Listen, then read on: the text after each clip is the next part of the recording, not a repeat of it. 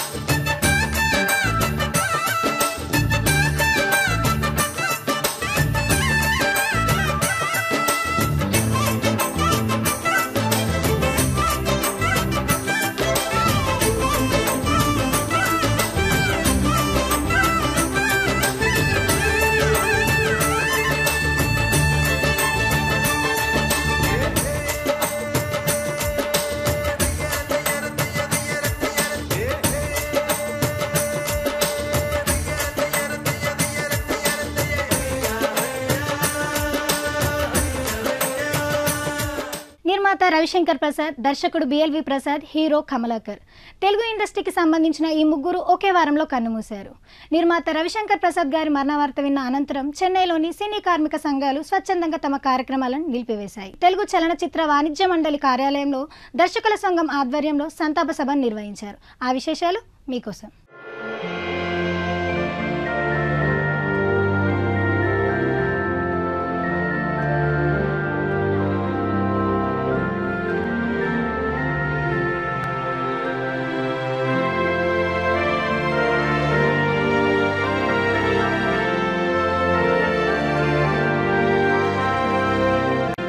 ఆయన జ్ఞాపకాలు కానీ ఆయన దగ్గర ఈరోజు ఎంతో కొంత ఇలాగా నేను ఉండగలిగితే బిఎల్వి ప్రసాద్ గారి డిజైనింగ్ నాలో ఉంది. ఒక భరద్వాజ గారు, ఒక బిఎల్వి, మేమంతా ఒకే దగ్గర, వాసు గారు కానీ మహేంద్ర గారు కానీ, ఇదంతా ఒక ఫ్యామిలీ.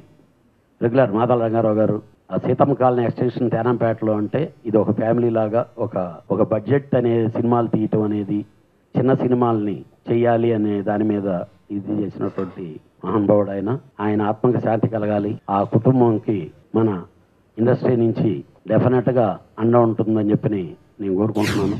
ముగ్గురితోటి నాకు బాగా సంబంధం ఉంది. ప్రసాద్ గారు హీరో, రీసెంట్గా అతను పిక్చర్ తీయాలని, మీరు ఓపెనింగ్కి రావాలని కొన్ని మాసాల క్రితం నన్ను అడగటం. తర్వాత నేను షాక్ అయ్యాను పేపర్లో ఆ న్యూస్ చూసి, చనిపోయాడని. చాలా చిన్న వయసులో అతనికి జరగడం చాలా అన్యాయం. ప్రసాద్ గారు, డైరెక్టర్ గారు, వారిని ఎప్పుడూ చూశాను కానీ నాకు అంత పరిచయం లేదు వారితోటి.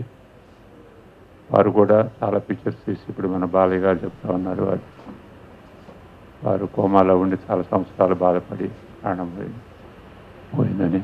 శంకర్ ప్రసాద్ అతను మా కుటుంబంలో ఒక మెంబర్ లాంటి వారు. వారి తండ్రి ఆనంద్ బాబు కానివ్వండి, రమేష్ బాబు కానివ్వండి, మద్రాసులో మేము ఉన్నప్పటి నుంచి వారి తండ్రి ఎల్వి ప్రసాద్ గారితో కూడా నాకు కొంచెం పరిచయం. ఆయన మరణాన్ని అక్కడ జరగడం చాలా విచారకరం.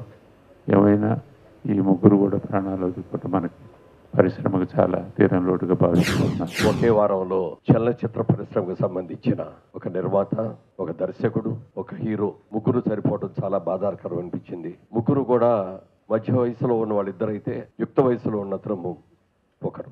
రవిశంకర్ ప్రసాద్ గారు ఆయన మార్నింగ్ వాకింగ్కి వెళ్ళి అనుకోకుండా మరి ఎలా జరిగిందో ఎవరికి తెలియదు కానీ 4 రోజుల పాటు ఏమైంది అని అంతా చాలా మంది ఆరాటపడ్డాం. ఏమైందో తెలియలేదు.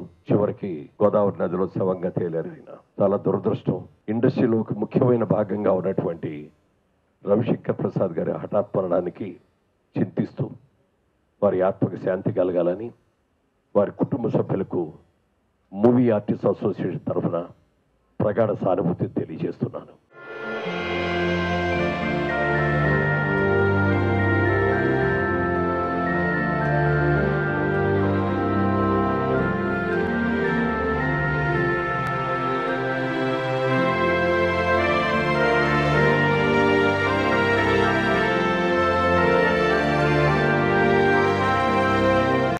నోమా హాస్పిటల్ వారి సౌజన్యంతో ప్రొడ్యూసర్ కౌన్సిల్లో హెల్త్ చెకప్ కార్యక్రమం జరిగింది.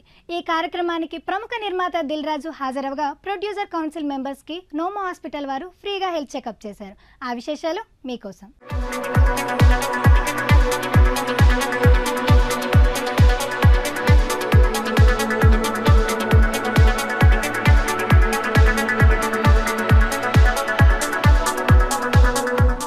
ఈరోజు ఇక్కడ సమావేశం కావడానికి ముఖ్య కారణం నిర్మాత మండలి సభ్యులు, ఓరియంటల్ ఇన్సూరెన్స్ వాళ్ళు, GHPL వాళ్ళు. నాకు తెలిసి నిర్మాత బాగుంటే పరిశ్రమ బాగుంటుంది. నిర్మాత ఆర్థికంగానే కాదు ఆరోగ్యపరంగా కూడా బాగుండాలి అని నిర్మాత మండలి వాళ్ళు భావించి ఇది స్టార్ట్ చేయడం అనేది చాలా మంచి అభినందనీయమైన విషయము. 1999వ సంవత్సరం 100 మంది లోపు మెంబర్లు, ఆ రోజు 47 మంది 50 మందికే స్టార్ట్ చేసాం ఫస్ట్ మెడిక్లెయిమ్. ఆ రోజు ఆ మెడిక్లెయిమ్ స్టార్ట్ చేయడానికి ఒక ప్రొడ్యూసరు సఫర్ అయిన సిచ్యువేషన్ చూసి ఈ మెడిక్లెయిమ్ స్టార్ట్ చేద్దామని చెప్పి ప్రొడ్యూసర్స్ కౌన్సిల్లో ప్రతిపాదన పెట్టడం, పెద్దలందరూ ఆ రోజు మంచి ప్రయత్నం అని చెప్పి స్టార్ట్ చేసిన ఆ ప్రయత్నం ఇంతింతై 14 ఇయర్స్ తర్వాత ఈరోజు నియర్లీ 800 మెంబర్స్కి 1 కోటి చిల్లర ఎవ్రీ ఇయర్ మనం 1.5 కోటి వరకు మెడిక్లెయిమ్ కట్టుకునే పరిస్థితికి మన సంస్థని, మన ఆర్గనైజేషన్ని ఎదిగే విధంగా చేయగలిగాం. మన మెంబర్లందరికీ ఉపయోగపడే విధంగా జరిగింది. ఈరోజు నిజంగా ప్రొడ్యూసర్ల మెంబర్లందరూ అనారోగ్యం అంటే ఎలాంటి చీకు చింత లేకుండా, ఎందుకంటే భయం లేదు. First they feel very happy. Okay, మనకి ప్రొడ్యూసర్స్ కౌన్సిల్ ఇచ్చిన మెడిక్లెయిమ్ ఉంది, మెడిక్లెయిమ్లో మనం ఆపరేషన్లు కానీ లేకపోతే ట్రీట్మెంట్ కానీ ఎవ్రీథింగ్ చేసుకోగలుగుతున్నాం అని. అలాగే మరీ ఎక్కువ ఇబ్బంది అయిన వాళ్ళకు కూడా బఫర్ జోన్ని పెట్టి ఈ విధంగా ఈ ఆర్గనైజేషన్ చేస్తూ వస్తుంది. ఇప్పుడు మీరన్నీ చేయించుకునే ఈ పరీక్షలు 16th to 27th వరకు సభ్యులందరూ వినియోగించుకోవచ్చు. అలాగే మామూలుగా 2 మెంబర్లకే అన్నాం, ఈ క్లెయిమ్లో ఎవరెవరికి ఉపయోగపడుతుందో, ఎవరెవరు ఈ క్లెయిమ్ బెనిఫిట్ పొందుతున్నారో ఆ స్కీమ్లో ఎలిజిబిలిటీ ఉండేవాళ్ళు ఎవరైనా వాళ్ళందరూ కూడా ఈ టెస్టులు చేయించుకోవచ్చు. మెడికల్ చెకప్ అరేంజ్ చేసిన నోవా హాస్పిటల్ వారికి, GHPL వారికి, జీలో వారికి, from producers council we thank everyone. మా సెక్రటరీ గారు చాలా కష్టపడి ఆర్గనైజ్ చేశారు. ఇది అవుట్ ఆఫ్ ఉన్న ఎలిజిబుల్ మెంబర్స్ 750 కాకుండా వాళ్ళ ఫ్యామిలీ మెంబర్స్, డిపెండెంట్స్ ఒక 2000 మంది దాకా బెనిఫిట్స్ పొందుతూ ఉన్నారు for so many years. Kalyan గారు చెప్పినట్టు వారు అందరూ చెప్పారు, we should take this occasion, check our cells. మనం కానీ డిపెండెంట్స్ ఉన్న ఫ్యామిలీ మెంబర్స్ కానీ పేరెంట్స్ కానీ తీసుకొచ్చి ఒకసారి ఇక్కడ ఈ నోవా హోటల్లో ఉన్న ఫెసిలిటీని యూజ్ చేసుకుని మార్నింగ్ 7కి వచ్చి from morning 7 till evening it is these testing facilities are available. So andaru ee avakasanni upayogintchukoni coming 1 week lo, so that you check yourself and see that all of you are okay.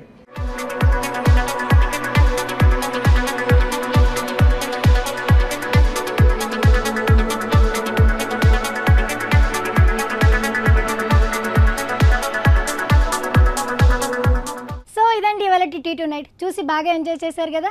రేపు మరిన్ని latest movie అప్డేట్స్తో నేను మీ ముందుంటాను. Until then keep watching RVS. This is Jyothi signing off. Bye by.